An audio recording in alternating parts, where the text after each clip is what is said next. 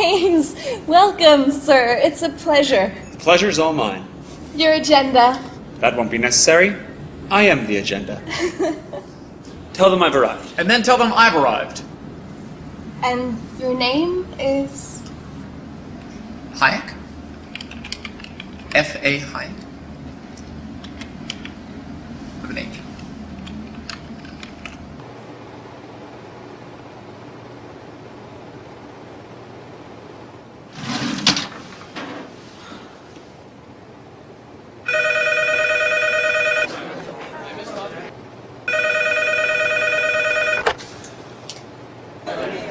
Freddie. Yep. Keynes, Hey, listen, party at the Fed. Already? 20 minutes. Lobby. John Maynard Keynes. F.A. Hayek. Yeah, we're opposed. We oppose each other philosophically. In the same studio. We've been going back and forth for a century. I want to steer markets. I want them set free. There's a boom and bust cycle and good reason to fear it. Play low interest rates. It's the animal spirits. John Maynard Keynes wrote the book on modern macro. The man you need when the economy's off track.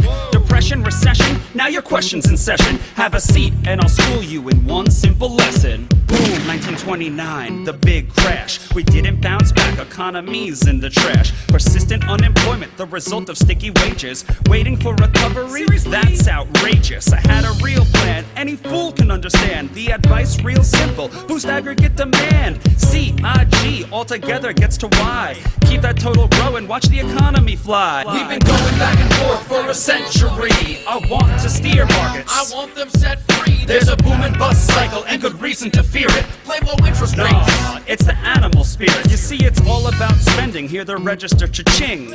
Circular flow, the dough is everything. So if that flow is getting low, doesn't matter the reason. We need more government spending. Now it's stimulus season, so forget about saving. Get it straight out of your head. Like I said, in the long run, we're all dead. Savings is destruction, that's the paradox of thrift. Don't keep money in your pocket or that growth will never lift. Because business is driven by the animal spirits, the bull and the bear. And there's reasons to fear its effects on capital investment, income, and growth. That's why the state should fill the gap with stimulus, both the monetary and the fiscal. They're equally correct. Public works, digging ditches, war has the same effect. Even a broken window helps the glass man have some wealth. The multiplier driving higher the economy's health. And if the central bank's interest rate policy tanks, a liquidity trap, that new money stuck in the banks. Deficits could be the cure you've been looking for.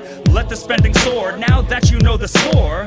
My general theories made quite an impression. Revolution. I transformed the econ profession. You know me, modesty, still I'm taking a bow. So say it loud and say it proud, we're all Keynesians now. We've been going back and forth for a century.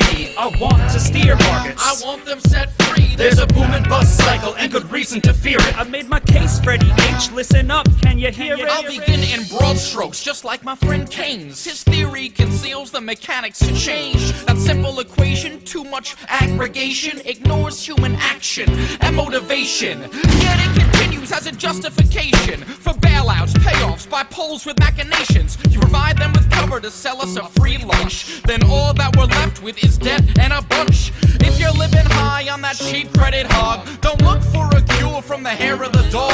Real savings come first if you want to invest. The market coordinates time with interest. Your focus on spending is pushing on thread. In the long run, my friend, it's your theory that's dead. So sorry there, buddy, if that sounds like invective. Prepare to get schooled in my Austrian perspective. We've been going back and forth for a century. I want to steer markets. I want them set free. There's a boom and bust cycle and good reason to fear it. Play low interest rates.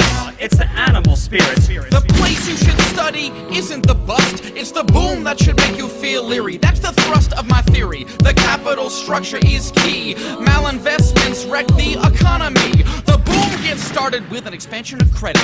The Fed sets rates low. Are you starting to get it? That new money is confused for real loanable funds, but it's just inflation that's driving the ones who invest in new projects like housing construction. The boom plants the seeds for its future destruction.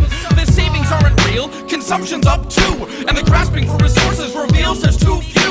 So the boom turns to bust as the interest rates rise. Where the cost of production price signals relies. The boom was a binge, that's a matter of fact. Now it's devalued capital that makes up the slack. Whether it's the late 20s or 2005, booming bad investments seems like they'd thrive. You must save to invest. don't use the printing press, or a bus will surely follow, an economy depressed. Your so-called stimulus will make things worse. Just more of the same, more incentives perverse. And that credit crunch ain't a liquidity trap, just a broke banking system. I'm done, that's a wrap. We've been going back and forth for a century. I want to steer markets. I want them set free. There's a boom and bust cycle and good reason to fear it. Play low interest rates. No, it's the animal spirit. The ideas of economists and political philosophers, both when they are right and when they are wrong, are more powerful than is commonly understood. Indeed, the world is ruled by little else. Practical men who believe themselves to be quite exempt from any intellectual influence are usually the slaves of some defunct economist. The curious task of economics is to demonstrate to men how little they really know about what they imagine they can design. They've been going back and forth for a century.